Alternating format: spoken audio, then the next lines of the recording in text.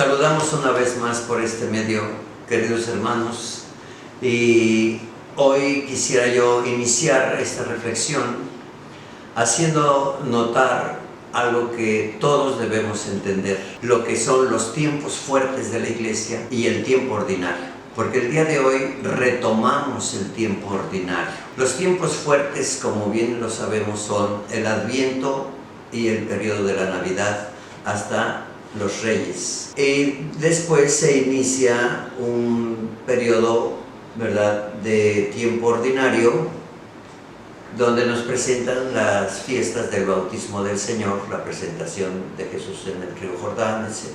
Ese periodo. Y de inmediato entramos a la Cuaresma. La Cuaresma también es tiempo fuerte en la iglesia.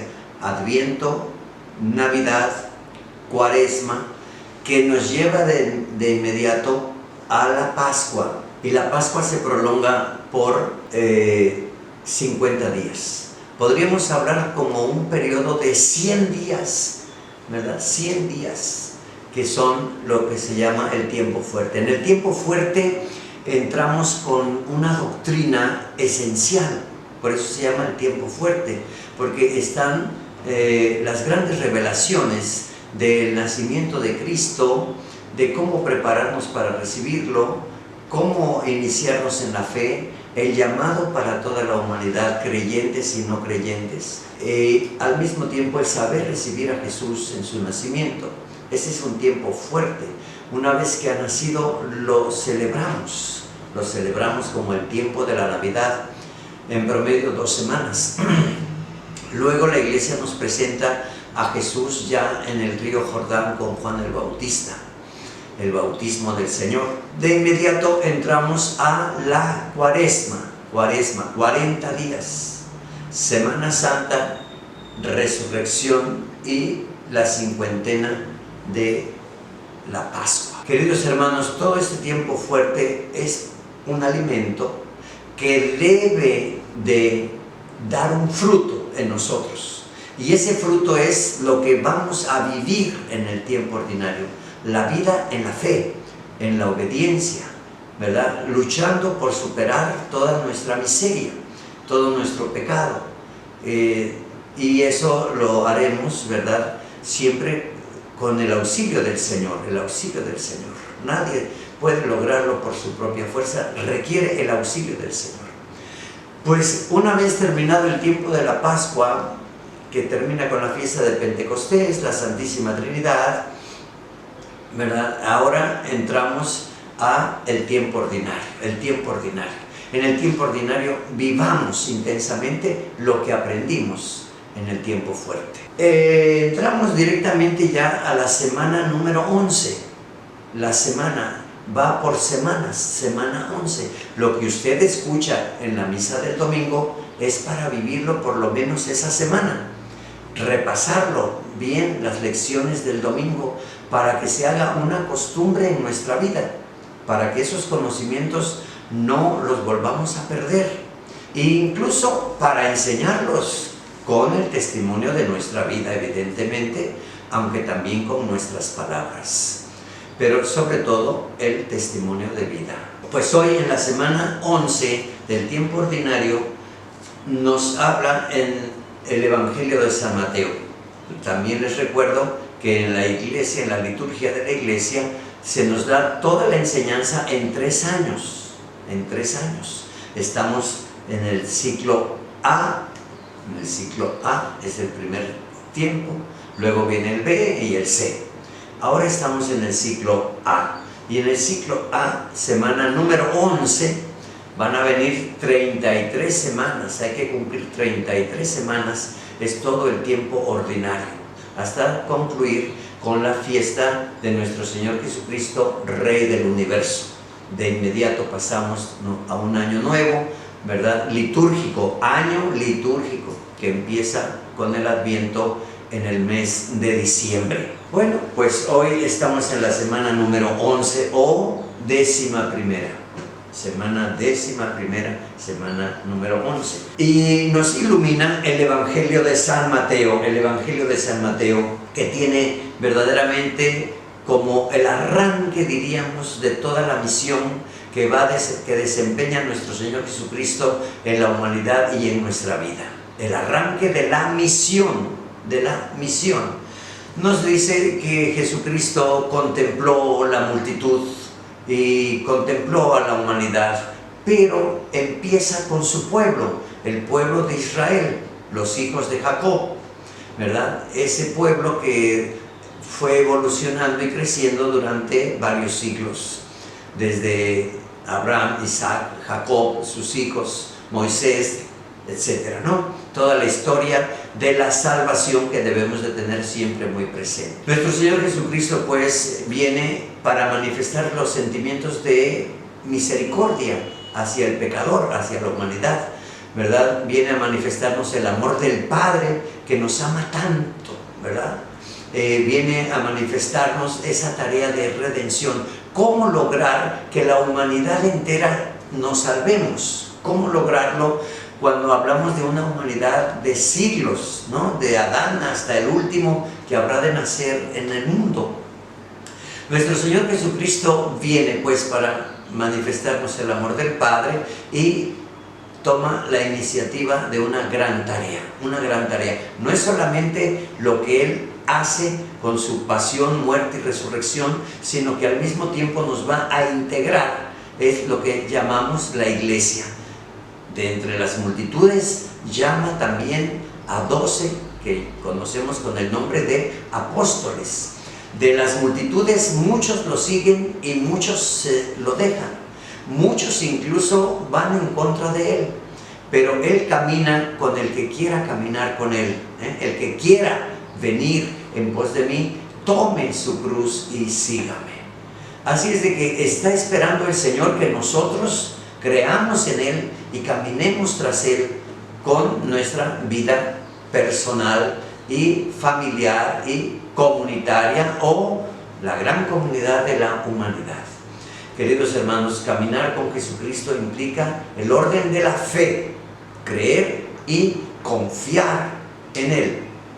Así el Señor le habla pues a las multitudes, luego será sus discípulos y luego sus apóstoles. Hay que distinguir todo eso, que finalmente es lo que configura la iglesia de nuestro Señor Jesucristo. Recordemos que la iglesia la forma Él. Ustedes serán mis testigos, les dijo a sus apóstoles antes de subir a los cielos. Y después viene el nacimiento de la iglesia. Ahí nos quedamos, es la fiesta de Pentecostés. La iglesia, ¿cómo es la iglesia? A partir de la conversión, del arrepentimiento, del creer, confiar y ser bautizados. Ser bautizados. En el día de Pentecostés se bautizaron un promedio de 5,000 hombres. Queridos hermanos, es el nacimiento de la iglesia, del pueblo de Dios, al impulso del Espíritu Santo que se nos ha dado. Pero nuestro Señor Jesucristo, hablando a las multitudes, luego lo seguirán los discípulos y a los apóstoles.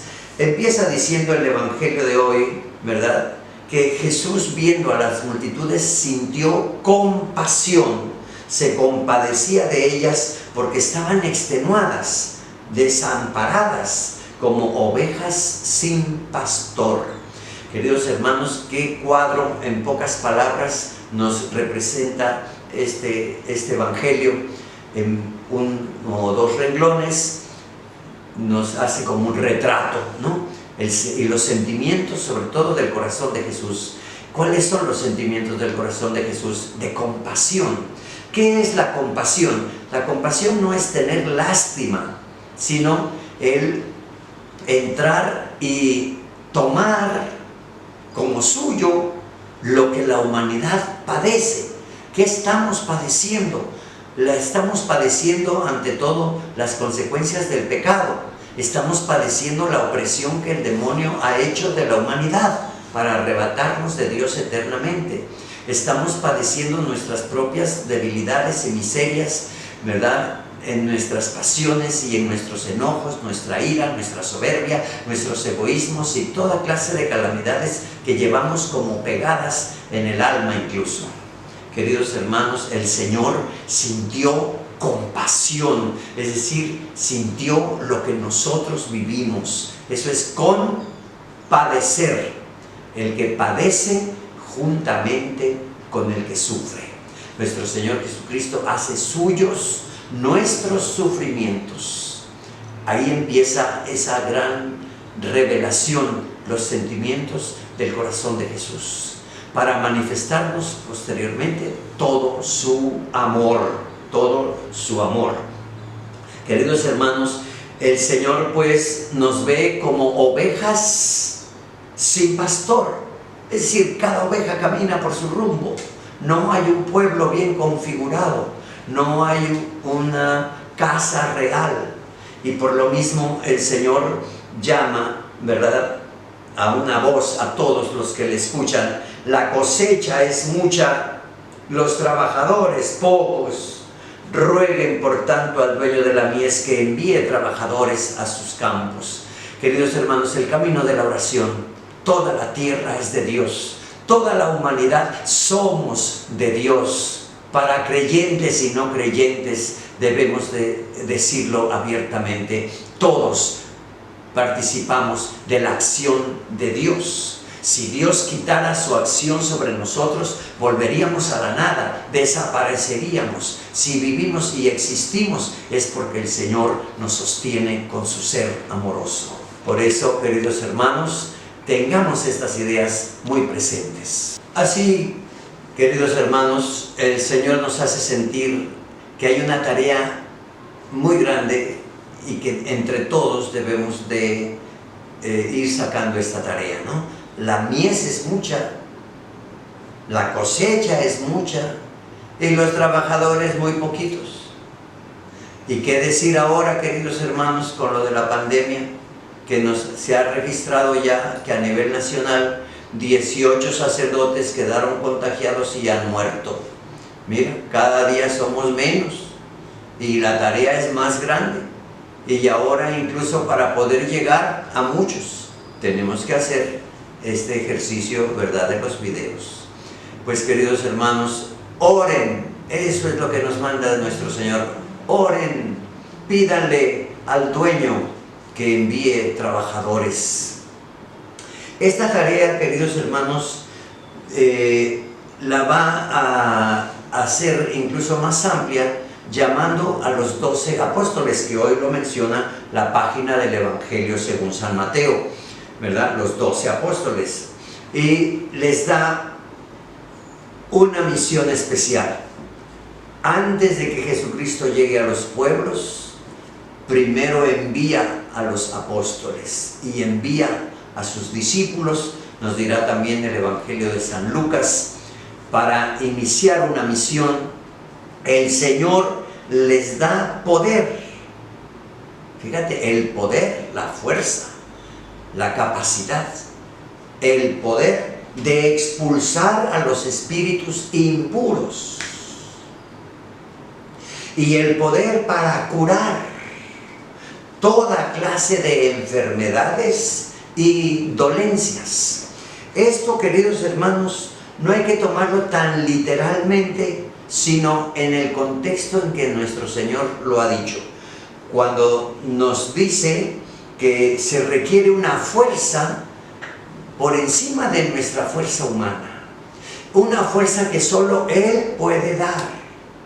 Les dio el poder, no solo la orden de decir vayan y saquen demonios, no, o curen enfermos, sino les dio el poder para hacerlo. Si no es en el poder de Jesús, nadie podría hacer esa tarea.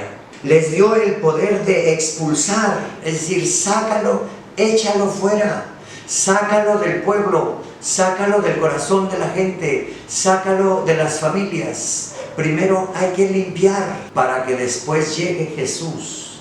Si una persona está dañada por el demonio, no entiende, no cree, está seco, corazón duro, cabeza de piedra, diría la Escritura desde el Antiguo Testamento. Se requiere quitar la influencia que el demonio tiene sobre el pecador. Sácalo, quítalo. primero recoge esa criatura, ten compasión.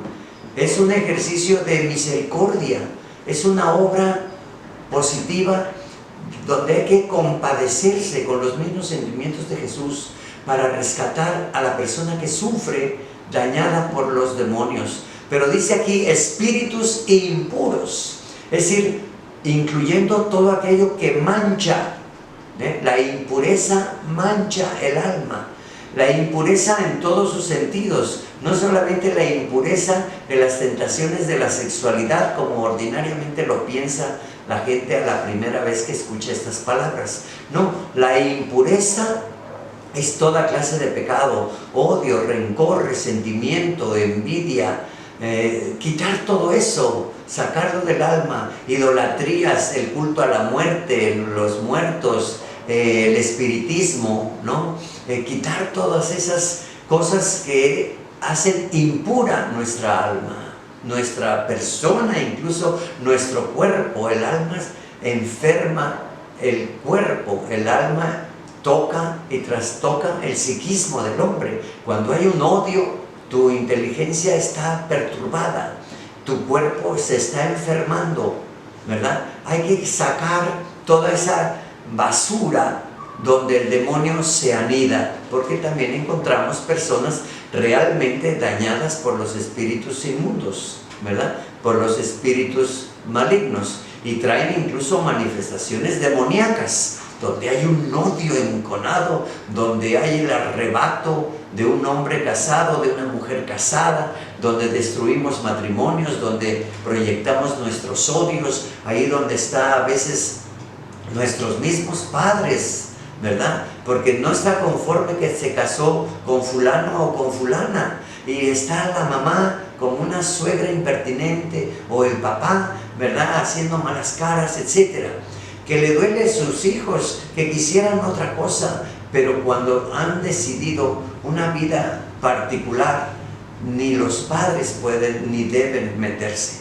Hablar, aconsejar, decir, aclarar, prevenir, pero si a pesar de todo no te entienden y no lo hacen, tienes que respetar la decisión de tus semejantes, empezando en tu familia, Orar, orar, orar. Ya Dios mandará otros mensajeros que hablen hasta tocar el corazón y la conversión, tal vez de un hijo caprichoso, de un hijo vicioso, ¿verdad?, de un drogadicto, o de un jovencito, o de una muchachita que están caminando por caminos de corrupción, como lo vemos en nuestros días. Bueno, pues hay que orar y decirle: Padre eterno, en el nombre de Jesús tu Hijo, ¿verdad?, te pedimos que mandes a las personas adecuadas para que hablen y entiendan mi hijo, mi hija, mi esposo, mi esposa, la persona por la que tú te interesas. Orar, orar, orar, orar, con fe, aplicando tu inteligencia, tus afectos internos, tu fe. Sin la fuerza de la fe no lo logras.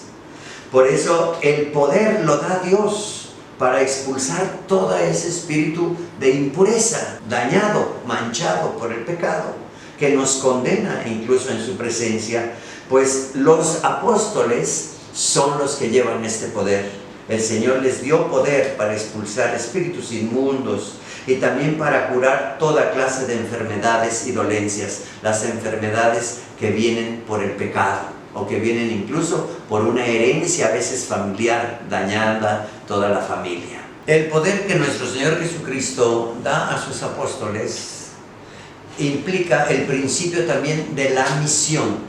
Primeramente, nuestro Señor Jesucristo mandó de 2 en 2 a sus apóstoles y a los discípulos para que realizaran toda esa tarea, diríamos, de saneamiento en el pueblo.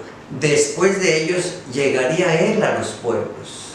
Incluso recordamos aquel pasaje donde fueron, ¿verdad?, Santiago y Juan a un pueblo a prepararles y decirles que llegaba el Señor, pero no quisieron recibirlo, y ellos, enojados, regresaron con Jesucristo a decirles: en ese pueblo no te quieren, ¿Quieres que hagamos llover fuego del cielo?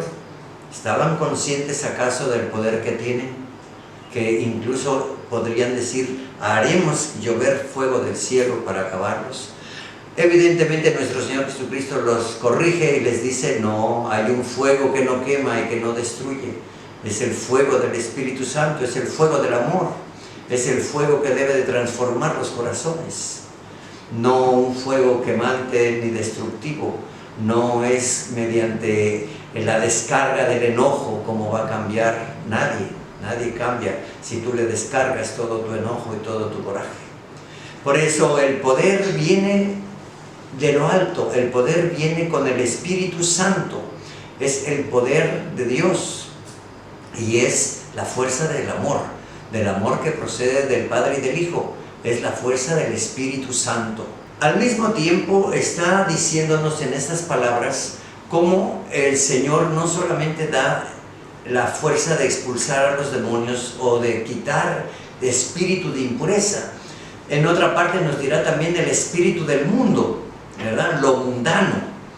Quitar todo eso que corrompe el alma en las malas costumbres y tradiciones incluso malas. ¿Cuánta gente dice, es que así lo hacía mi papá, mi mamá, mi abuelo, mi abuela, ¿verdad? Pero son costumbres hasta anticristianas, como era todo lo del curanderismo que vivimos hasta la fecha, ¿verdad? Y todas las prácticas de magia y de espiritismo, de curanderismo, etc. Hay que quitar todo eso, todos esos tipos de espíritus o de intenciones que el hombre crea en su imaginación o en su corazón, o deposita su fe incluso en cosas que no son divinas, que no es de Dios, ¿verdad? No deposites tu fe en una sábila, en un ajo macho, no. La gente deposita su fe en un talismán, en una piedra, en un cuarzo, no sé, en tantas cosas. La gente deposita su fe como si fueran pequeños diosesitos o ídolos de poder que te van a curar, que te van a librar. Quita todo eso. El Señor ha dejado el sacramento de la unción de los enfermos para curar al enfermo, para curarlo desde el alma, ¿verdad? Si el pecado viene desde el alma. Bueno, ahí está, ¿verdad? Más adelante en el mismo texto del Evangelio, el Señor hace un envío. Recordemos que la iglesia es la iglesia de los enviados, empezando por Jesucristo, que es el enviado del Padre, ¿verdad? El enviado del Padre. Y por eso se le llama en griego evangelio. Evangelio significa el enviado, y el enviado del Padre es Jesucristo. Cristo es el evangelio, que puede estar narrado por Mateo, Marcos, Lucas o Juan, pero Cristo es el evangelio. No hay más que un solo evangelio y 4 que escriben sobre Jesucristo. Dicho esto, la misión es pues de enviados, y Jesús les dijo, yo los envío, vayan, ¿verdad? Les dio la orden de ser enviados. A los 12 los envió Jesús con esta instrucción. Ahí vienen las instrucciones. Dice, no vayan a tierra de paganos ni entren en ciudades de samaritanos. Eran aquellas regiones donde había todavía muchos pleitos y discusiones políticas, incluso. ¿Cuánto vemos ahora las discusiones políticas, las divisiones políticas, ¿verdad? Las controversias de partidos y de gobiernos y de ciudades y pueblos y naciones. No, dejen eso. Primero hay que juntar al pueblo de Dios. Juntemos primero al pueblo de Dios. Sanemos a las ovejas de este rebaño. Hay que sanar a las ovejas de este rebaño. Ahí debemos entender nosotros los bautizados, qué tan sanos o enfermos estamos, qué tan oprimidos y perseguidos tenemos las fuerzas del demonio, que siempre ponen muchas redes tramposas, ¿verdad?, para que caigamos, ¿verdad?, en ellas. De hecho, el título o el nombre Satán significa tropiezo, el que te hace tropezar, el que te hace caer en las tentaciones y en tus propias debilidades, ¿no? Si el demonio sabe que te gusta el dinero, te va a provocar en la codicia, en la avaricia. Si sabe que te gusta el vicio, el alcohol o la droga, ahí te va a estar golpeando hasta hacerte caer. Si te gusta una vida desordenada sexual, ahí te va a estar golpeando hasta que tú quedes atorado en un pecado, en una miseria que brota incluso de tus gustos. El demonio se vale de lo que a ti te gusta. ¿Cuáles son tus gustos o tus preferencias? ¿Qué podemos decir en el día de hoy? El demonio está al acecho constantemente, golpeando las partes débiles de tu alma y de tu voluntad, ¿verdad? Para que comprometas tu libertad, atorándote o enganchándote en un pecado. Qué importante es primero sanar a las ovejas que vienen tal vez con mordidas terribles del lobo, ¿verdad? De muerte, mordidas de muerte. Queridos hermanos, pues primero hay que sanar nuestra iglesia, nuestra comunidad, nuestra familia, nuestro pueblo. Hay que ir a sanar a esta enfermedad tan terrible, más terrible que la pandemia que vivimos en nuestros días. Es más terrible las enfermedades del alma que las enfermedades del cuerpo. Tal vez las enfermedades del cuerpo hoy nos están haciendo buscar a Dios. Dios mío, quítame el coronavirus. Dios mío, quítame esta pandemia. Dios mío, ¿verdad? Mira toda esta situación tan tremenda que pasamos. Pero más terrible que un virus es el pecado que nos destruye, que nos hace pelear, que nos hace caer en situaciones tan contrarias. Hay que sanar, hay que ir a sanar a las ovejas primeramente, ¿no? A los hijos de Jacob, a los hijos de Israel. Ahí vayan pues y proclamen por el camino que ya se acerca el reino de los cielos. Queridos hermanos, no es referirnos al fin del mundo ni cosas parecidas. Cristo es el Rey, y donde viene Cristo, viene su reino. Y el Señor pone su reino en medio de nosotros. Por eso, queridos hermanos, ahí hay que darle cabida a Cristo, que siempre, siempre viene, siempre te busca, siempre está atento a nosotros. El Señor viene, vendrá también al final de los tiempos, vendrá por segunda vez, vendrá con todo honor, poder y gloria, vendrá rodeado de sus ángeles, vendrá entre las nubes del cielo, vendrá con todo el esplendor de su luz divina, vendrá con todo su amor, vendrá para ver, ¿verdad?, a este pueblo y a esta humanidad, haciendo incluso que resuciten los muertos, que comparezcamos en su presencia, que podamos entregarle, ¿verdad?, una cuenta positiva, porque Él ya ha preparado una casa eterna para todos nosotros. Nadie debe perderse la casa eterna, pero para poder llegar pues a ese final, primero hay que recibir a Jesús. Recibiendo al Rey, recibimos su reino. Y hay que limpiar. Primero, los discípulos fueron enviados para sanear el pueblo, preparar al pueblo para que el pueblo pueda recibir al Hijo de Dios. Así, queridos hermanos, ¿verdad?, todas las ovejas dañadas o perdidas de la casa de Israel, vayan y proclamen por el camino que el reino ya está cerca. Dice, curen a los leprosos y a los demás enfermos. Queridos hermanos, ahí podríamos referirnos a la unción de los enfermos, el sacramento de la unción de los enfermos. Pero cuando dice curen a los leprosos, ahí en la mentalidad del pueblo de Israel, la lepra no es solamente aquella enfermedad que pudre, ¿verdad?, la carne, quedaban todos desencarnados, quedaban todos malolientes, como una carne que se pudre. No, para el pueblo de Israel no es solamente una enfermedad corporal, sino es una enfermedad que viene incluso a consecuencia del pecado, de los que viven sin Dios, ahí donde se encuentra la mancha que da origen a la lepra, ¿no? Los leprosos originalmente empiezan manchándose con pecas blancas, la peca blanca, ¿verdad?, la peca que pudre. Cuando la peca blanca se hacía costra, se cae la costra y empieza la purulencia en la carne.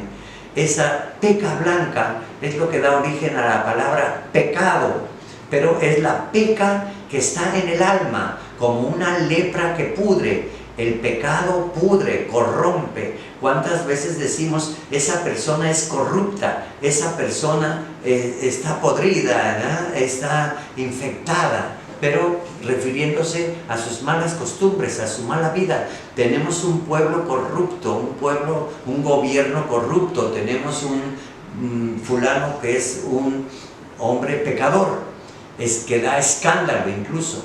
Pues eso es lo que el Señor se refiere con lo que dice la lepra, la peca que pudre el alma. ¿Quién quitará la lepra del alma?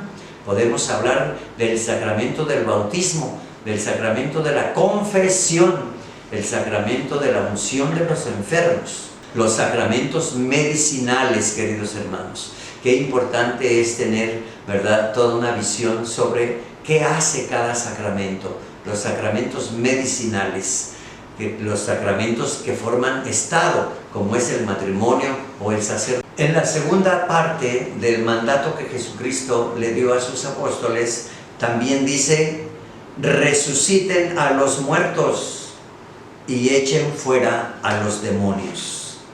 Aquí ya no dice espíritus impuros, ahora dice echen fuera a los demonios. Es como darles el poder del exorcismo.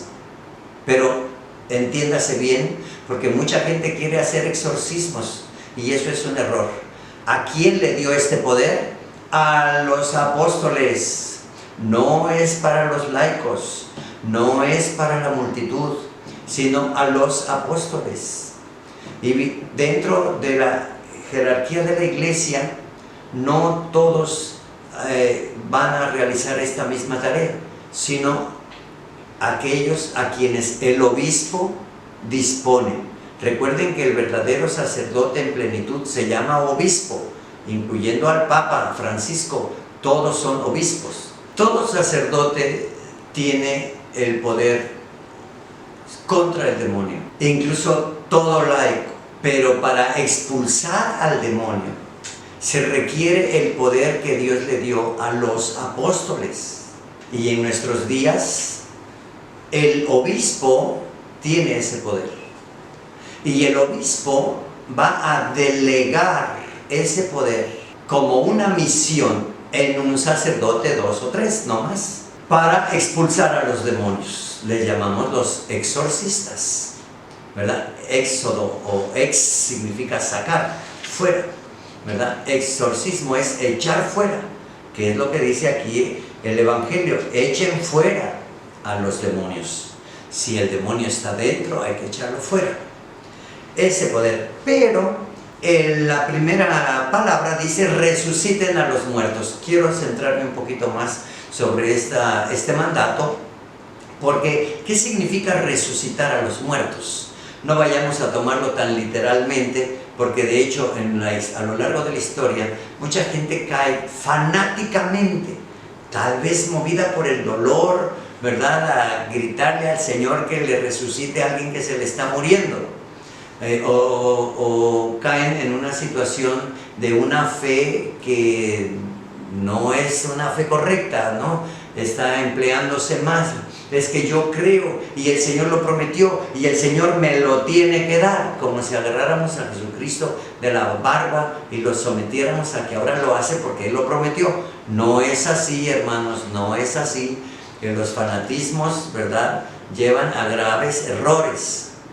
Resuciten a los muertos significa lo siguiente: todos hemos oído hablar del pecado mortal, el pecado que causa la muerte espiritual, la muerte del alma. Por eso se llama pecado mortal. ¿Y cuál es el pecado mortal? Todo aquel que infringe los mandamientos, que es lo que nos dice hoy la primera lectura del libro del Éxodo, ¿verdad? Cuando Dios llamó a Moisés en el monte Sinaí y le dijo, ¿verdad?: le dirás a toda la casa de Jacob, a los hijos de Israel. Ustedes han visto cómo castigué a los egipcios y de qué manera los he levantado a ustedes sobre alas de águila y los he traído a mí. Ahora bien, si escuchan mi voz, guardan mi alianza, serán mi especial tesoro sobre todos los pueblos. Aunque toda la tierra es mía, ustedes serán para mí un reino de sacerdotes y una nación consagrada. Queridos hermanos, estas palabras hay que repasarlas cuidadosamente, cuidadosamente. El que guarda mi alianza será para mí un especial tesoro. Cada uno de los que están oyendo este video, queridos hermanos, sepan y créanlo. Si tú cumples los mandamientos, serás un tesoro especial en el corazón de Dios, en el corazón de Jesús. Queridos hermanos, estas mismas palabras hay que retomarlas. Quien infringe los mandamientos cae en situación que le llamamos pecado mortal. Tal vez en otra ocasión tengamos la oportunidad de repasar los mandamientos, ¿verdad? Hacer una catequesis sobre mandamientos. Pero entiéndase de primera mano, el que infringe los mandamientos se le hace la peca del alma que le pudre. Y por lo mismo, ¿verdad? Dice, pero si ustedes se conservan en la gracia, en el amor, en la fe, en la obediencia y ejercitan los mandamientos, ustedes son un tesoro grande para mí. Por eso, quien vive en pecado mortal se le considera también un muerto. Podrá andar caminando en la tierra, carcajeándose, echando a perder sus dineros y todo en cosas incluso inútiles, una vida desperdiciada. El joven hoy en día está caminando más al desperdicio a veces de su juventud, de su inteligencia, de sus fuerzas, entre drogas, entre el bandidaje, entre la disco, entre cosas ociosas, en la flojera, en la pereza, no quiere rezar, no quiere hacer nada, ¿verdad? Eso depende también de la educación de los padres, que no han sido buenos catequistas ni han cuidado el alma de sus hijos. Y hay muchos que, aunque caminan por la tierra y se carcajean, están muertos para la presencia de Dios. A eso se refiere: dése prisa, vaya a resucitar a los muertos, vaya a resucitarlos en la fe, vaya a disponer esas almas, porque el reino de Dios ya está cerca. Mira qué importante mandato, ¿verdad? Y cuánto necesitamos que se cumplan estas tareas, las tareas sacerdotales, las tareas de los apóstoles, pero también se amplía, ¿verdad?, para los padres de familia, que deben de ser los sacerdotes de su casa, para los catequistas, para los ministros, para todo cristiano. Vaya y empiece a sanar el alma de los demás, enseñando los mandamientos y enseñándolos a que cumplan los mandamientos. Las disciplinas, se llama disciplina, ¿verdad?, porque implica el ejercicio, la tenacidad, el empeño, una vez y otra vez, y hoy me falló y vuelvo a empezar y vuelvo a empezar. La tenacidad se llama disciplina, y por eso finalmente se les llama discípulos, los que entran en las disciplinas de los mandamientos y del amor. Ahí tú serás un pueblo como un gran tesoro en el corazón de Dios. Queridos hermanos, dice incluso, ¿verdad?, San Pablo en su carta a los romanos, Dios no esperó a que ya todos estuvieran bien, no, nos vio en pecado, nos vio dañados, y por eso vino, y por eso dio la vida. Nadie puede caminar con su fuerza, necesita la vida del Señor para poder caminar en esta gran empresa. Nadie quiera lanzarse por su cuenta como si fuera un predicador vulgar ahí que pone un taburete y empieza a gritar de cosas. Queridos hermanos, para eso el Señor instituyó su iglesia, su iglesia. No nos salgamos del redil, su iglesia.